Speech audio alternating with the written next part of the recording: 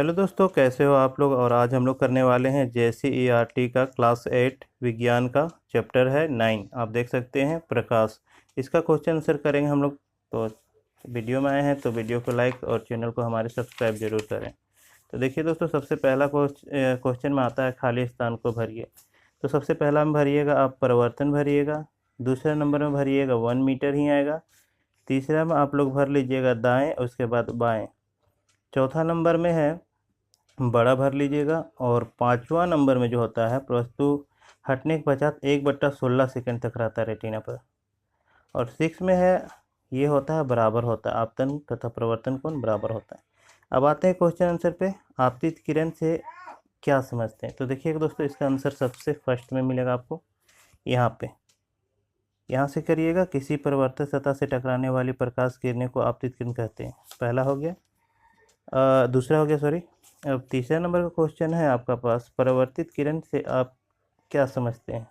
तो देखिए तीसरा का आंसर इसी के नीचे है।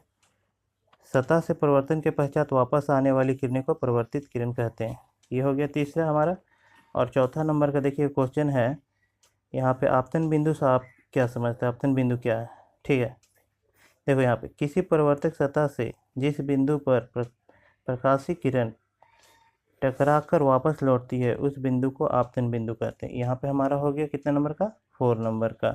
अब 5 नंबर का बोल रहा है कि आपको बताना है कि परिवर्तन कोण का मान क्या होता है। हम लोग जानते हैं आपतन कोण और परिवर्तन कोण दोनों बराबर होता है। तो आपतन कोण जितना होगा उतना ही परिवर्तन कोण होगा। 60 डिग्री है तो ये भी परिवर्तन कोण भी 60 डिग्री हो जाएगा। क्वेश्चन नंबर 6 एक तरह से मैथमेटिकल्स है। अगर आप समतल दर्पण पे 90 डिग्री के कोण पर रखते हैं तो उनके बीच कितनी वस्तुओं का प्रतिबिंब बनेगा, ठीक है। तो यहाँ पे इसके निकालने के लिए एक फॉर्मूला है, number of image equal to होता है 360 और दोनों दर्पण के मध्य का कोण और माइनस का 1। तो ठीक है, n बराबर हो जाएगा 360 और कितना डिग्री दिया था 90, तो 90 लिख देंगे माइनस का 1।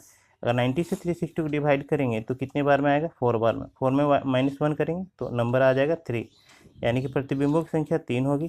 समतल दर्पण किस प्रकार का प्रतिबिंब बनाता है। यहाँ पे देखिएगा पेज नंबर 98 है आपका बुक का, और आप यहाँ से लिख सकते हैं समतल दर्पण का प्रतिबिंब कैसा बनाता है यहाँ तक। ये हमारा हो गया 7 का। अब 8 में आ जाते हैं। तो 8 नंबर में है, एक प्रकाश किरण समतल दर्पण पर अभिलंब की दिशा पर आपतित होती है, परिवर्तन के पश्चात प्रकाश किरण किधर जाएगी। तो लिखिए यहाँ से परिवर्तन के पश्चात प्रकाश किरण अभिलंब से दूर हो जाती है। 9वां देखिएगा, नियमित तथा विस्तृत परिवर्तन किस प्रकार के सतहों से होता है। नियमित परिवर्तन में आप लिख सकते हैं, नियमित परिवर्तन एरो दे के लिखिएगा यहाँ से, इस प्रकार का परिवर्तन समतल तथा चिकने परिवर्तक सतह से होता है, ठीक है। यहाँ पे नियमित हो गया। अब आगे विस्तृत, यहाँ पे देखिएगा 9 का दूसरा नंबर का पॉइंट जो था विस्तृत भी लिखने बोला था। तो विस्तृत परिवर्तन आप इस प्रकार से लिखिएगा, यहाँ तक होता है। तो ये 9 भी हमारा कंप्लीट होता है। अब 10 में क्वेश्चन कह रहा है कि एक यंत्र का नाम बताइए जो परिवर्तन के नियम पर आधारित है। तो पेरिस्कोप दोस्तों, पेरिस्कोप लिख लीजिएगा इसका आंसर। ये हो गया 10 का। और 11 का पूछ रहा है, मानव का नेत्र किस प्रकार का लेंस है। तो लिखिएगा मानव नेत्र उत्तल लेंस का एक प्रकार है। यहाँ तक हो गया। आइरिस में स्थित छोटे छिद्र को क्या कहते हैं। परितारिका, या जिसे आइरिस ही बोलते हैं, में एक छोटा सा द्वार होता है जिसे पुतली कहते हैं। यह हो गया 12 नंबर का। अब आते हैं 13 नंबर का।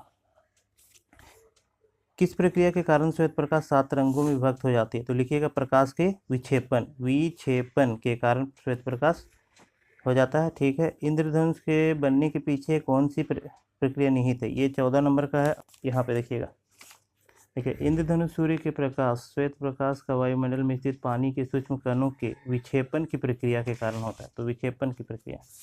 ये 14 भी हो गया हमारा। 15 देख लेते हैं। अच्छा, 15 का आंसर यहीं पे है। दाहिना हाथ से लिखते हैं तो हमें यहाँ से लिखेगा डायरेक्ट, बाएं हाथ से लिखता हुआ प्रतीत होगा। आंसर ये हो गया 15। जब श्वेत प्रकाश कांच की पट्टी से गुजरने दिया जाता है तो क्या होता है। तो ये रहेगा 16 नंबर का। आप यहाँ से लिख सकते हैं, श्वेत प्रकाश सूर्य के प्रकाश के किसी पारदर्शक माध्यम से गुजरने के पश्चात 7 रंगों में विभक्त हो जाता है, ठीक है। मतलब कि 16 भी हो गया हमारा। 17 नंबर का है, समतल दर्पण द्वारा बनी प्रतिबिंब के पार्श्विक परिवर्तन से क्या समझते हैं। यानी कि ये 17 नंबर का। चलिए देखिएगा 17 नंबर का आप यहाँ से लिख सकते हैं। यहाँ से थोड़ा सा ये बड़ा है, आप यहाँ तक लिखिएगा और ये फिगर भी बना के दिखा दीजिएगा, ठीक है। 17 नंबर हो जाएगा कंप्लीट। अब आते हैं 18 नंबर में। 18 नंबर में क्वेश्चन बोल रहा है कि आप मानव नेत्र का चित्र बनाकर उसके विभिन्न भागों का नाम लिखिए। तो मानव नेत्र में 18 में आप ये चित्र बना दीजिएगा और इसके जितने भी पार्ट्स है वो लिख लीजिएगा। 18 हो गया। अब आते हैं अगले क्वेश्चन में जो 19 नंबर का है। क्वेश्चन नंबर 19 में कह रहा है कि प्रिज्म से होकर गुजरने वाली श्वेत प्रकाश का विक्षेपण दर्शाइए। तो लिखिएगा प्रिज्म से होकर गुजरने वाली श्वेत प्रकाश का विक्षेपण। उसके बाद आप 19 नंबर का यहाँ से लिख लीजिएगा। ये पेज देख लीजिएगा। 7 अलग अलग रंगों में दिखाई देता है। ये रंग है बैगनी, नीला, आसमानी, हरा, पीला, नारंगी तथा लाल। हमारा 19 हो गया। अब आते हैं क्वेश्चन नंबर 20 में। इसमें क्या बोल रहा है कि 2 प्रकार के परिवर्तन का नाम बताइए, उसमें से कौन कौन से परिवर्तन वस्तु को साफ साफ प्रतिबिंब दिखलाता है। अच्छा, कौन सा, ठीक है। तो इसका आंसर यहीं पे है। 2 प्रकार का परिवर्तन का नाम है। पहला में प्रकाश का परिवर्तन और प्रकाश का विक्षेपण। और इसमें आप लिखिएगा, यहाँ से फिर लिखिएगा प्रकाश का परिवर्तन वस्तु को साफ साफ प्रतिबिंब दिखलाता है। यहाँ तक हो जाएगा आंसर। अब देखिए, अगर 2 समतल दर्पण के बीच में कोण हम निकालने सिखाए थे, यहाँ पे जैसे बताए थे n बराबर 360 बाई दर्पण के मध्य का कोण -1। इसी तरह करके इसको निकाल सकते हैं। वैसे हम बता दे रहे हैं, इसका आंसर यहाँ पे है 21। यहाँ पे देखिएगा 21 का। आप देखेंगे कि जब 2 समतल कोणों के बीच का कोण क्रमशः 0, 45, 60 और 120। तो देखिए 0 नहीं, यहाँ से शुरुआत करते हैं। 45 में 7 बनता है, 60 में 5 बनता है और 120 में 2 बनता है। और 0 डिग्री पर रखने का अर्थ है कि दोनों समतल दर्पण समांतर है। बस इतना तक लिख दीजिएगा, ठीक है ना। अब इसके बाद क्वेश्चन नंबर आ जाते हैं 21 के बाद 22। श्वेत प्रकाश 7 रंगों के मध्य के मिश्रण है। इसे किस प्रकार दर्शाया जा सकता है। यहाँ पे 22 नंबर है। वास्तव में यह श्वेत प्रकाश 7 रंगों का मिश्रण है। एक प्रिज्म की सहायता से दर्शाया जा सकता है कि श्वेत प्रकाश 7 रंगों का। ये क्या बोल रहा है कि मानव नेत्र में अंध बिंदु की व्याख्या करें। अंध बिंदु देखिए यहाँ पे है दृक तंत्रिकाओं तथा रेटिना के संधि पर जहाँ कोई तंत्रिका कोशिका नहीं होती है तथा वहाँ कोई प्रतिबिंब नहीं बनता है, उस जगह को अंध बिंदु कहते हैं, ठीक है। 23 का हो गया। 24 का देखिए, मानव नेत्र में रेटिना पर कितने प्रकार की तंत्रिकाएं कोशिकाएं होती है। तो तंत्रिका कोशिकाएं देखिए यहाँ पे है। रेटिना के अनेक तंत्रिका कोशिकाओं का बना होता है, ठीक है। यहाँ पे नंबर 25 कह रहा है कि पेरिस्कोप की संरचना का वर्णन कीजिए। तो पेरिस्कोप सीधा आ जाते हैं, पिक्चर बना हुआ होगा एक यहाँ पे। तो पेरिस्कोप में सबसे पहले आप यहाँ से पहले लिख लीजिएगा संरचना के बारे में। यहाँ से आप यहाँ तक लिख दीजिएगा, उसके बाद इसका एक पिक्चर बना दीजिएगा। ये हो जाता है कंप्लीट 25 का। अब 26 का हम लोग करते हैं। 26 में बोल रहा है कि बहुमूर्तित जिसे हम लोग बोलते हैं कैलाइडोस्कोप की संरचना का वर्णन करना। कैलाइडोस्कोप आप यहाँ पे देखिएगा 26 का। सबसे पहले यहाँ से लिखिएगा बहुमूर्तित से कैलाइडोस्कोप से यहाँ तक यहाँ फिर इसको पिक्चर बना दीजिए। ये 26 का हो जाएगा। समतल दर्पण से परिवर्तन को दर्शाए तथा परिवर्तन के नियमों का उल्लेख करें।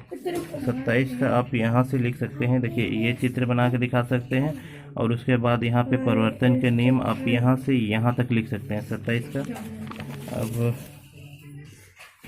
अब आ जाते हैं क्वेश्चन नंबर 28 में। नियमित तथा विस्तृत परिवर्तन को एक चित्र तथा के द्वारा दर्शाएं तथा उसमें अंतर स्पष्ट करें। अब देखिए 28 का। 28 में आप सबसे पहले यहाँ से लिख सकते हैं समांतर प्रकाश की किरणें एवं समतल प्रवर्तक सतह के परिवर्तन के पश्चात भी समांतर रहती है। इस प्रकार के परिवर्तन को नियमित परिवर्तन कहते हैं। यहाँ तक लिखिएगा और इसको हम लोग दिखा सकते हैं फोटो के माध्यम से इस तरह। और इसका एक और यहाँ पे है हाँ 28 का भी देखिएगा विस्तृत परिवर्तन। इसके लिखने के बाद यहाँ से लिखिएगा जब समांतर प्रकाश किरणें किसी परिवर्तक सतह से यहाँ से आप लिखिएगा समांतर नहीं रहती है तो इस प्रकार के परिवर्तन को ये पूरा लिखिएगा विस्तृत परिवर्तन कहते हैं। यहाँ तक कहते हैं और उसके बाद हम लोग ये पिक्चर बना के दिखा देंगे। हमारा 28 क्लियर हो जाएगा। चित्र के द्वारा मोमबत्ती की समतल दर्पण के द्वारा बने प्रतिबिंबों को दर्शाइए। मोमबत्ती प्रतिबिंब को देखते हुए समतल दर्पण में बनने वाले प्रतिबिंब की विशेषता। सबसे पहले क्या करिएगा, एक चित्र बनाइएगा जिसमें मोमबत्ती को दिखाइएगा और उसके बाद यहाँ से लिखिएगा समतल दर्पण में बने प्रतिबिंबों की विशेषताएं निम्न है। इस तरह लिखिएगा और दिखा देते हैं। ये देखिए ये है मोमबत्ती वाला चित्र। आप ऐसा एक चित्र बना सकते हैं और इसकी विशेषता जो है उसके बाद यहाँ से लिख सकते हैं। 29 का आप यहाँ से करके पूरा यहाँ तक दिखा सकते हैं, ठीक है। तो यहाँ पे वीडियो हमारा कंप्लीट होता है। अगर वीडियो अच्छा लगे तो चैनल को सब्सक्राइब और वीडियो को लाइक ज़रूर करें। जय हिंद, जय भारत।